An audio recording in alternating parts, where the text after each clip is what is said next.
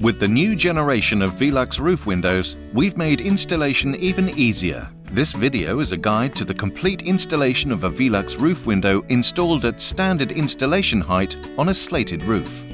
Today, we'll be installing a GGL MK043070 Pine Center Pivot roof window with an EDL MK04 flashing, a BDX insulation collar, and a BBX vapor barrier. The first difference you'll notice when installing new generation Velux roof windows is that the method of opening the box has changed. To open the box, simply lay it flat on the floor, depress the tabs and pull the flaps loose. These are then folded back and the box can be flattened down and used as a solid base to work from. Once you've opened the box, you'll notice a few other changes. The window box now only contains the installation brackets, which can be found in a pack at the base of the window, and the hood section, which is contained in a box at the top of the window. The cover parts, which were previously supplied with the window, are now supplied with a flashing kit, so that you'll have them when you need them. Also, the Part 5 flashing parts are now pre-installed on the window. The installation instructions have also changed. These now offer alternatives depending on the color-coded square found on your Velux flashing kit. They also feature QR codes to link you to useful installation videos. As we're using an EDL flashing, which has a red-colored square, we'll follow the instructions on the red section of the fitting guide. The next stage is to remove the sash from the frame for ease of handling. The method for carrying this out has also been improved. Firstly, stand the window upright and remove the wedge-shaped polystyrene blocks, which can be discarded. Next, engage the control bar by pushing it upwards and inwards until it clicks into place. The sash can now be opened, and the polystyrene blocks on the face of the control bar should be removed, turned around, and placed on the bridge piece at the top of the sash for protection. Now, fully rotate the sash and rest the window on the polystyrene blocks, with the frame at an angle. The buttons on the hinges should now be depressed to disengage the sash from the frame, and the frame lowered onto the ground. The sash can now be left in a safe place until we need it later. Next, the opening for the window should be established to the correct size. The width of the opening should be between 40 and 60 millimeters greater than the width of the window itself. The bottom brackets of the window are installed onto one of the existing Slate battens. Choose which of these battens you wish to use. One of the Slate courses should line up 105 millimeters below the top edge of this batten. Now measure a distance upwards from the bottom batten on which the window will be installed, which is the height of the window plus 45 millimeters. This is where the top installation batten should be positioned, making sure that it overhangs the width of the opening by 100 millimeters each side. The course of slates below the window should now be removed. Excess felt should now be trimmed back and folded over the surrounding timbers to provide additional waterproofing. Now we will assemble the BDX insulation collar, the box of which also includes an underfelt collar. The corners of the BDX clip together as shown. Then it's lifted into position in the window opening, ready for the frame to be installed. Next, we need to fix the brackets to the window, following the instructions in the red section of the fitting guide. You'll notice a red and blue line running down the side of the window. These indicate where the brackets should be fitted, dependent on the color code of the flashing that you're using. With our EDL flashing, the brackets should be fitted at the red line level. As we can see from the instructions in red line installations, the brackets are fitted to the sides of the window at the top and bottom. The pre-drilled pilot holes will help you position the brackets correctly. These are now fitted using the screws supplied in the bracket box. The frame of the window is now lifted into position, ready to be fixed in place. Firstly, we will fully fix the bottom brackets of the window with a 30mm and 80mm screw in each bracket, making sure that the 80mm screws are drilled through the infill batten and counter batten, if the roof has one, into the rafter. At the top of the window, a 30mm screw is used in one of the horizontal slotted screw holes but left 10mm proud. The Part 5 flashing parts can be removed at this stage if you find it makes it easier for you to take the sash in and out of the frame. These are unclipped using the plastic fixing on the underside of the cover part.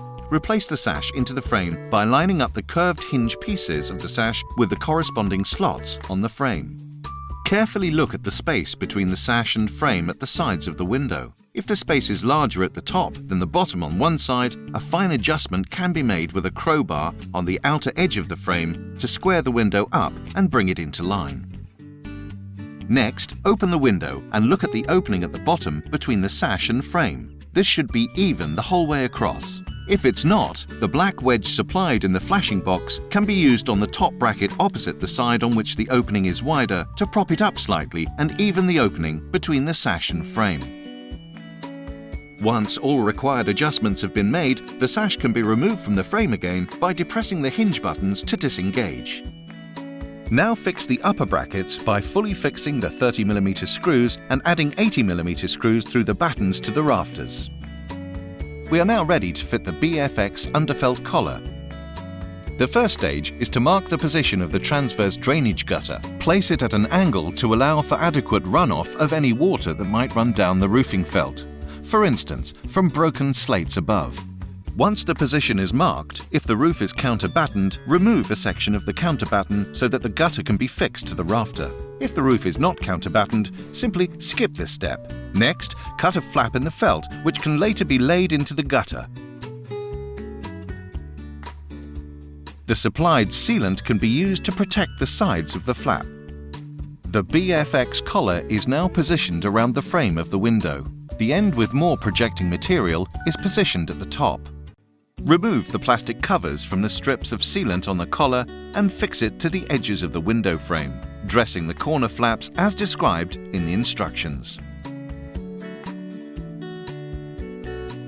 Now staple the collar around the battens to dress it snugly to the roof structure. Cuts can be made at the bottom of the collar to dress it around counterbattens if you have them. At the top of the window, fix the gutter in place and fold the underfelt collar over and into it. Cut off any excess. Then dress the flap in the roofing felt into the gutter and secure into place using the clips supplied.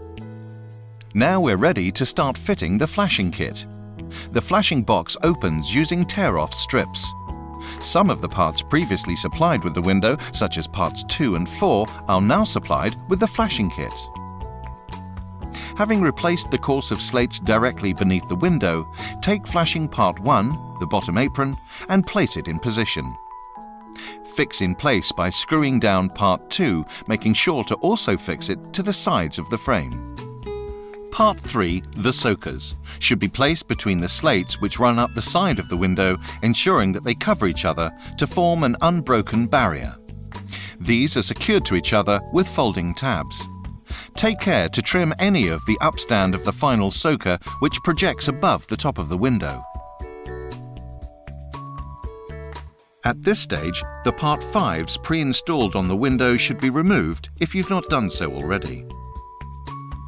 Part 4, the side frame covers, are now placed in position and clicked into place. The Part 5s are refitted by slotting them into the black housing at the top of the window and clicking the plastic fixing into place at the hinge. The hood section of the window should now be screwed into place, making sure to discard the polystyrene packing piece on the inner side.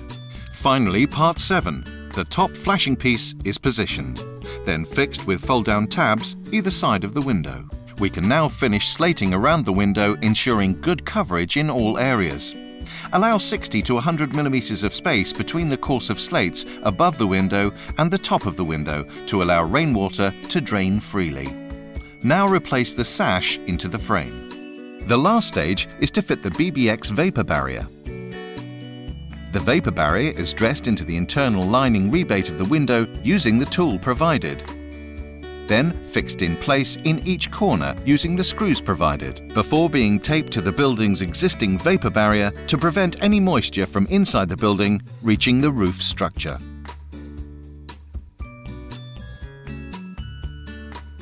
The installation is now complete.